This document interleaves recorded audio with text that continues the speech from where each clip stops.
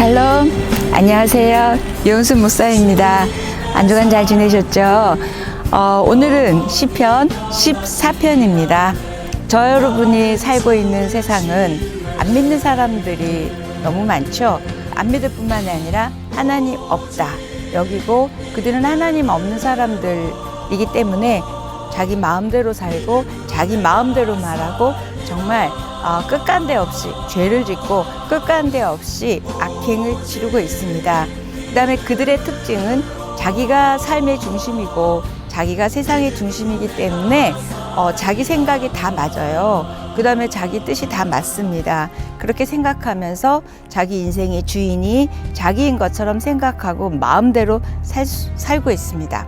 하나님의 존재를 인정도 하지 않고 인식도 하지 않고 하나님의 존재를 무시하고 욕합니다. 막 화가 나죠. 그런데 우리는 그들과 함께 더불어 사는 세상 가운데 살고 있어요. 그들이 그러는 모습을 볼 때 하나님에 대한 무지 때문입니다. 하나님에 대한 무지. 그러니까 이게 얼마나 큰 결과인지, 단지 하나님을 모르는 게 아니라 그 모르는 게 시작이 돼서 생각이나 행동이나 태도나 무엇이든지 가치관이든지 점점 하나님이 싫어하시고 심판받아 마땅한 일들을 행하고 있습니다. 그 다음에 그들은요, 우리가 하나님을 믿는 그 신념보다 이 무지에서 온 신념이 더 강해요. 그래서 우리가 행여 그런 걸로 부딪혀서 이렇게 얘기할 때 보면 그들이 엄청 핏대를 올리고 그 신념이 대단합니다. 하나님 없다는 신념이요. 도리어 그들에게 우리가 배워야 될 건 그 놀라운 신념이요. 저희는 하나님을 알고 또 13편에서처럼 하나님의 사랑을 받은 자로 알고 있으면서도 우리는 그렇게 뜨거운 신념이 없다는 게 문제지요. 그래서 하나님에 대한 무지로 인한 그들의 죄와 타락이 결국은 그 세상 속에서 우리가 어떻게 살아야 할 것인가, 어떻게 뱀처럼 지혜롭게 그러나 순결하게 살아야 할지에 대한 내용이 오늘 시편 14편입니다. 그것뿐이 아니에요. 우리는 그런 무신론자들 때문에 우리는 어려움을 당하기도 하고 무시를 당하기도 하고 핍박을 받기도 합니다. 이럴 때 우리가 어떻게 이 믿음의 삶의 자세를 취해야 할지 오늘 14편을 통하여 우리가 지혜를 얻기를 바랍니다. 14편은 다윗의 시 인도자를 따라 부르는 노래, 똑같이 13편하고 동일합니다. 그래서 14편은 시편 중에서도 유명한 게 뭐냐면 무신론자에 대한 대표적인 말씀이에요. 성경에서는 무신론자 이렇게 표현하지 않고 어리석은 사람 또는 악인 이라고 표현을 하고 있습니다. 그래서 오늘 14편을 통하여 어떤 사람이 어리석은 사람인지 어떤 사람이 지혜로운 사람인지 이야기하고 있습니다. 그 다음에 그들의 모든 악행의 뒤에는 결국 무신론에서 비롯됐다는 거예요. 그러면서 우리가 한번 따라봤으면 좋겠는데요. 그 구약에 지혜 찬송이라는 게 있는데요. 잠언이나 시편이나 전도서에 따르면 어리석은 자와 지혜자를 나눌 때 어리석은 자는 인간의 지혜나 지식이 부족한 자를 말하는 게 아니라 하나님 없다 여기고 하나님을 믿지 않는 자를 어리석은 자라고 합니다. 그 다음에 우리같이 하나님을 믿고 하나님을 의지하고 살아가는 자들은 우리를 보고 의인이라고 이야기하고 있습니다. 그래서 어리석은 자의 정의는 하나님이 없다고 생각하며 그 다음에 하나님의 존재를 인정하지 않으며 하나님의 율법은 당연히 따르지 않겠죠. 그다음에 하나님의 말씀에 기울이지 않겠죠. 무엇보다도 자기가 중심이 되고 자기 뜻에 따라 마음껏 마음대로 살아가는 자들입니다. 다시 말해서 영적으로 무감각하고 영적으로 불경건한 자들을 악인 또는 어리석은 자라고 이야기하고 있습니다. 지혜자는 우리 같은 사람들이죠. 하나님의 존재를 믿고 하나님을 의지하고 또 하나님의 말씀을 따르려고 하는 우리들입니다. 하나님을 경외하는 자를 지혜자라고 하죠. 잠언 1장 7절 여호와를 경외하는 것이 지식과 지혜의 근본이라고 말씀하시죠. 그러면서 하나님을 아는 것이 최고의 지식이라고 합니다. 호세아 선지자는 또 호세아에서 이렇게 얘기하죠. 우리가 힘써 여호와를 알자. 하나님을 알아가는 것이 지혜이고 지식의 최고이기에 우리가 여호와를 알아야 돼요. 아는 만큼 믿을 수 있습니다. 힘써 알아야 되는 거예요. 그래서 우리가 이렇게 성경도 하고 또 배워가죠. 또 제가 시편을 하는 이유도, 전도서를 하는 이유도 점점점 우리가 하나님을 알아가게 되는 거죠. 영생, 여러분은 영생을 뭐 어떻게 생각하세요? 죽어서 영원히 예수님과 함께 있는 것, 하나님과 함께 있는 것 이라고 생각하지만 요한복음 17장 3절 이렇게 말씀하십니다. 영생은 곧 유일하신 참 하나님과 그의 보내신 자 예수 그리스도를 아는 것이니이다. 그분을 아는 것이, 그분과 알기 때문에 관계를 맺게 되고, 관계를 맺기 때문에 우리가 의인이 되는 이런 관계가 영생인 거죠. 그러니 하나님 없다고 여기고 하나님을 마음대로 자기네들이 생각하는 그런 어리석은 자가 저는 좀 걱정도 되고 두렵죠. 자, 오늘 이런 내용을 가지고 14편 1절입니다. 어리석은 자는 그의 마음에 이르기를 하나님이 없다 하는도다.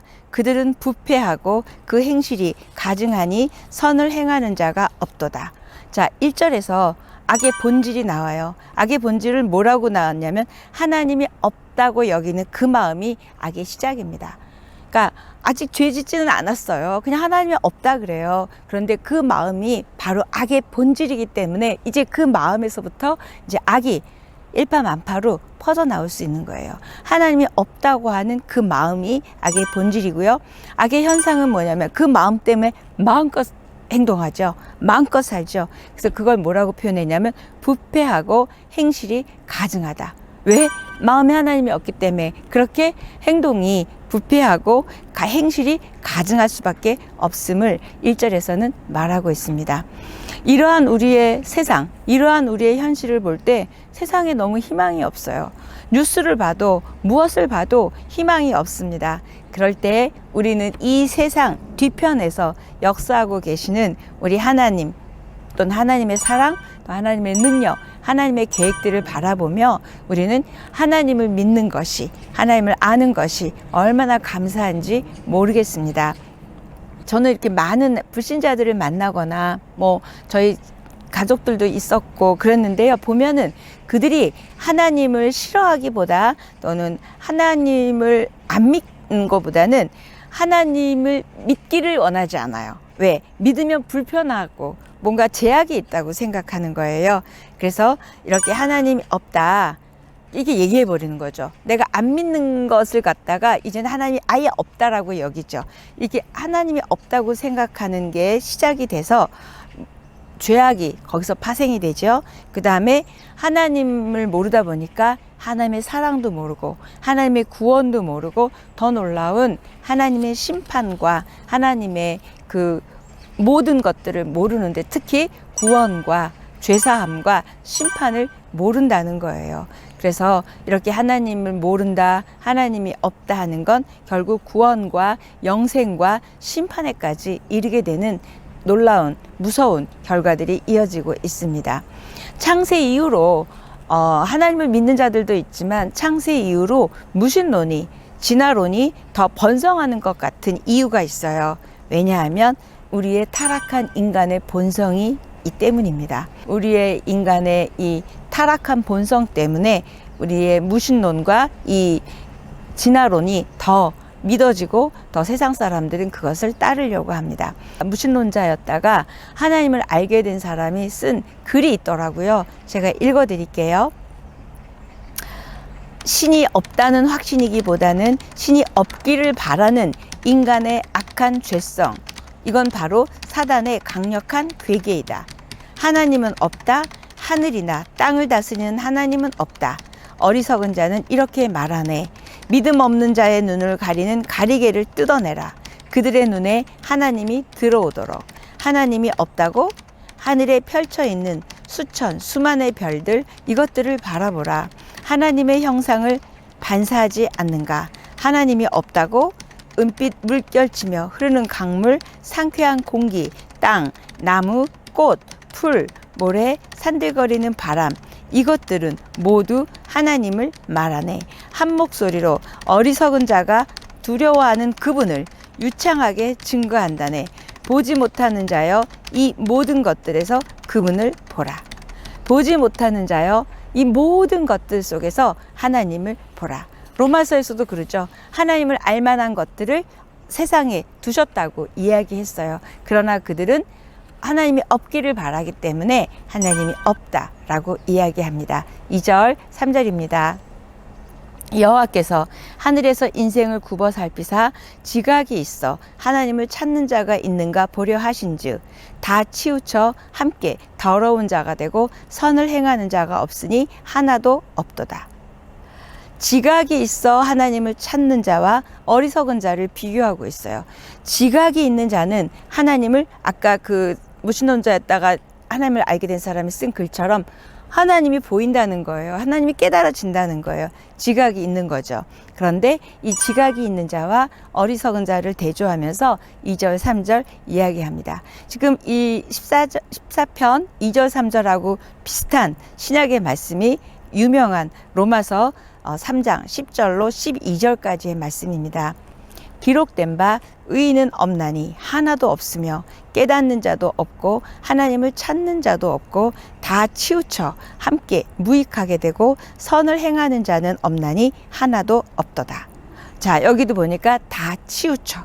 아까 시편 그 14편에도 치우쳐 함께 더러운 자가 됐대요. 근데 지금 사도 바울 로마서에서도 다 치우쳐 함께 하나님을 없게 여기고 무익하게 살아간대요. 아마 인간이 할 수 있는 가장 어리석은 행동은 하나님이 없다고 생각하고 말하는 것과 그다음에 또 더 어리석은 것은 하나님을 믿다가 하나님을 떠나는 게 인간이 할 수 있는 가장 어리석은 일 같아요. 그래서 결국은 하나님으로부터 이어진 탯줄을 잘라버리는 일이 하나님으로부터 멀어지는 것, 하나님을 떠나는 것입니다.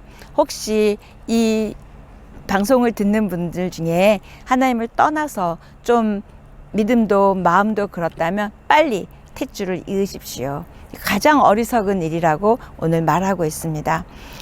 요즘 코로나로 하나님과 멀어지고 예배도 멀어지고 성전과 멀어지고 이러다 보니까 주변에 하나님 없는 사람들의 삶과 많이 다르지 않은 우리들의 모습이 걱정이 됩니다.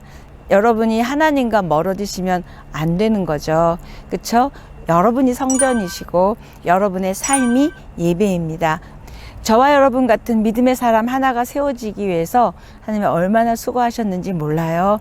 그 믿음을 놓거나 퇴색하거나 약해지지 않기를 축복합니다. 악한 자는 하나님이 없다 그러고 찾지 않아요. 그런데 우리같이 하나님이 있는 자들은 그러면 왜 하나님이 없다고 여기지도 않는데 하나님을 찾지 않죠? 더 어리석은 일인 거죠. 그렇죠? 그러니까 무서운 일입니다. 그들은 차라리 하나님 없다 그래서 찾지 않아요. 우리는 하나님을 믿어요. 알아요. 그런데 하나님을 찾지 않아요. 너무 불편한 진실, 너무 무서운 진실. 그들도 하나님을 찾지 않고 부끄럽지만 우리도 하나님을 찾지 않는다면 이건 굉장한 놀라운 일이죠. 우리도 언제부턴가 하나님을 기대하지 않고 하나님을 믿지 못하는 하나님을 향한 뜨거움이 없어졌다면 오늘 하나님 없는 어리석은 자들을 탓하고 나는 그렇지 않아서 다행이야 이걸로 끝나서는 안 되는 시편입니다. 그래서 저와 여러분이 내 마음대로 살고 하나님도 믿지만 하나님의 마음과 뜻과 예배에 관심이 없다면 우리는 오늘 시편 14편을 통하여 그들과는 다른 생각, 그들과는 다른 선택을 하기를 축복합니다. 우리가 믿고 싶은 대로 믿고 살고 싶은 대로 살아서는 안 되는 자들이에요. 그리고 또 뭐라고 표현했냐면 행동이 가증하대요. 이때 가증하다라는 얘기는 뭐냐면 하나님을 싫어하고 하나님이 혐오스러워하는 그런 행동을 말하는 걸 가증하다고 얘기합니다. 구약에도 보면 이방 신들에게 하나님이 가증한 이렇게 표현하셨잖아요. 그래서 그들도 우리도 가증한 행동을 하고 있다는 거예요. 그래서 어리석은 자들은 하나님의 존재를 인정하지 않아서 그렇다고 쳐요.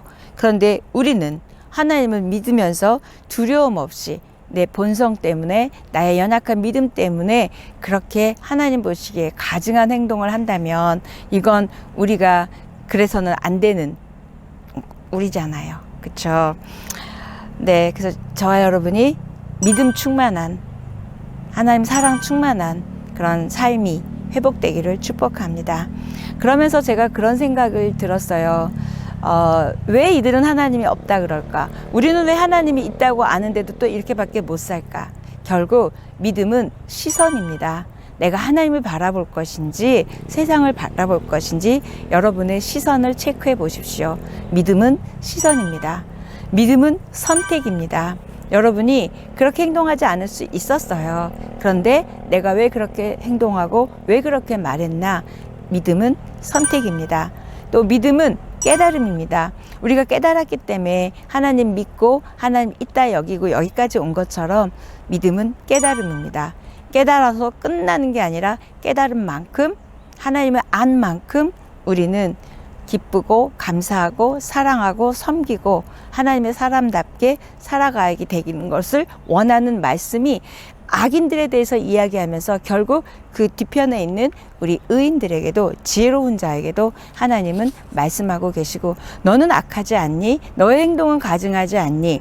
너는 다르니? 라고 계속 끊임없이 저와 여러분에게 질문하고 있습니다.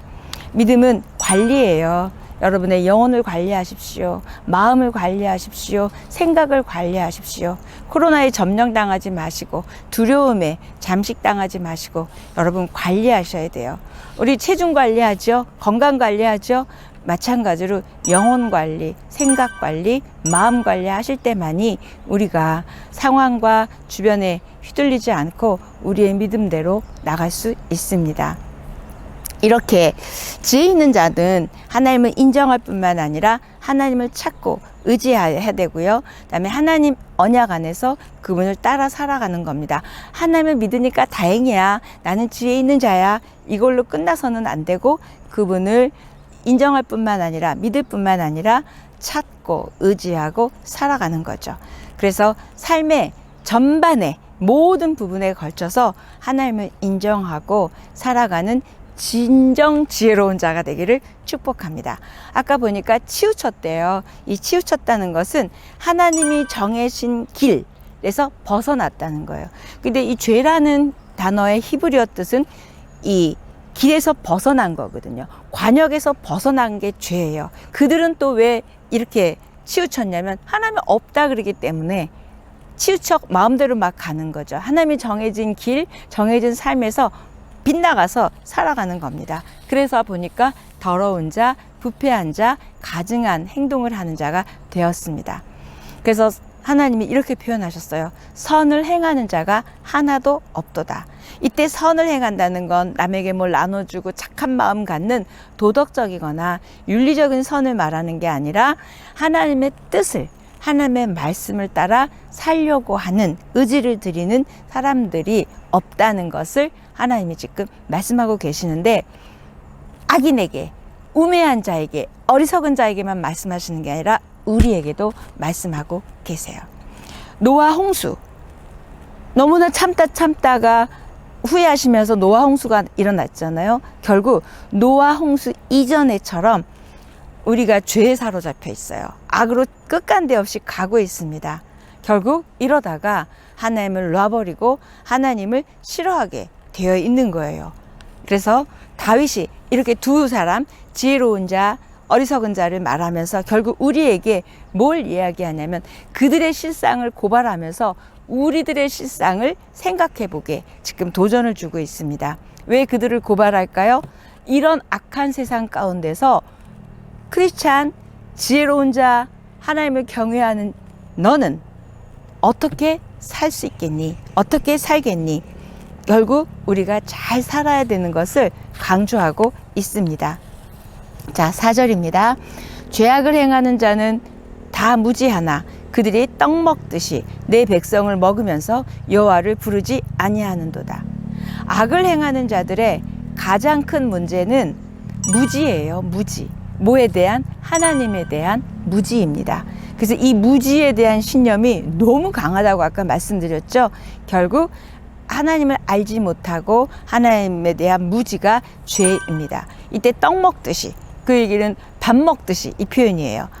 마치 밥 먹듯이 그냥 마음껏 쉽게 그렇게 수시로 우리 기독교인들을 누르고 압제하고 있다고 얘기합니다. 왜? 그들은 하나님의 존재를 의식하지 않기 때문이죠. 그리고 그들의 가장 큰 죄는 하나님을 부르지 않습니다.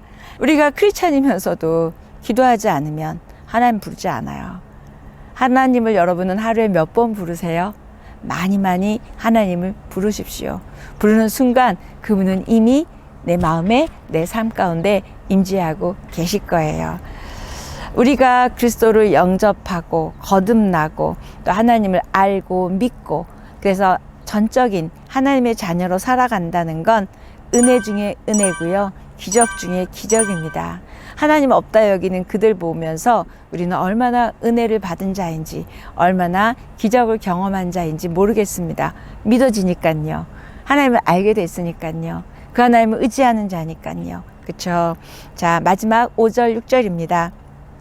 그러나 거기서 그들은 두려워하였으니 하나님이 의인의 세대에 계심이로다. 너희가 가난한 자의 계획을 부끄럽게 하나 오직 여호와는 그의 피난처가 되시도다. 그들이요 그렇게 센 척하고요 막 그래도 그들은 두려워한대요. 하나님 없어 이러면서 살지만 사실은 당당하게 살고 있는 것 같지만 마음속 가운데 두려움이 있다는 거예요. 왜 그럴까요? 죄의 문제가 해결되지 않았고 죽음의 문제가 해결되지 않은 인간 실존의 이 문제들이 해결되지 않았기 때문에 그들은 두려워합니다. 아니 두려워하고 두려워한다고 표현을 하고 있어요. 두려워하고 두려워하였으니 하나님이 의인의 세대에 계심이로다. 자기네들은 두려운데 의인들은 보니까 이 지혜 있는 자들은 보니까 하나님이 거기 계신 거예요. 하나님이 도와주시고 함께 하시고 거기 계신 거예요. 나는 없다고 했는데 거기 계신 거예요. 그러니까 이제 이 죄의 문제와 이 죽음의 문제가 해결되지 않은 이들은 두려워합니다. 그래서 하나님이 우리와 함께 있다는 게 얼마나 축복이고 우리가 죄의 문제가 해결되었고 죽음의 문제가 해결됐다는 건 놀라운 축복입니다. 자, 이렇게 그들이 두려움을 느끼기는 하지만요 중요한 건 회개하고 돌아오지 않아요. 놀랍죠. 두려워만 해요. 그래서 그들이 두려워하는 것으로 끝나버리죠. 그래서 하나님을 찾지 않고 회개하지 않고 두려움만 갖고 세상을 살다 보니까 그걸 잊으려고 막 술에 취해 보기도 하고 뭐 타락에도 가보고 중독에도 가보고 막 이러는 일들이 벌어지고 있습니다. 하나님은 의인의 세대에 계신데요. 저와 여러분과 함께 계십니다. 믿으시죠? 믿음이 사람이 된 저와 여러분 우리와 함께 하시고 또 우리의 편이 되어 주신다고 말씀하고 있습니다. 그들은 가난한 자의 계획을 망치고 부끄럽게 한대요. 결국 믿는 자들을 방해한다는 거예요. 결국 우리의 삶의 방법, 우리의 가치관들을 그들은 무시하고 방해합니다. 그러나 우리는 질 수 없죠. 7절 이렇게 얘기합니다. 이스라엘의 구원이 시온에서 나오기를 원하도다. 여호와께서 그의 백성을 포로된 곳에서 돌이키실 때에 야곱이 즐거워하고 이스라엘이 기뻐하리로다. 다윗은 이스라엘 공동체에 하나님의 구원이 임하기를 이야기합니다. 다시 말하면 이 의인의 지혜로운 자들의 이 공동체에 하나님의 구원이 임한대요. 이건 좀 확대 해석을 하면 다시 오실 예수님이겠죠. 메시아에 대한 이야기를 합니다. 결국 그분이 오시면 모든 핍박과 모든 어려움과 모든 악은 끝날 거예요. 결국 우리의 승리를 의미하는 것입니다. 결국 우리가 이런 하나님 없다고 여기는 사람들 속에서 살아가는 세상 속에서 우리는 구원의 하나님을 믿고 구원의 하나님을 고백하고 구원의 하나님을 찬양합니다. 좌절이 아닌 소망과 기대를 가지고 오늘 우리는 살아가고 행동합니다.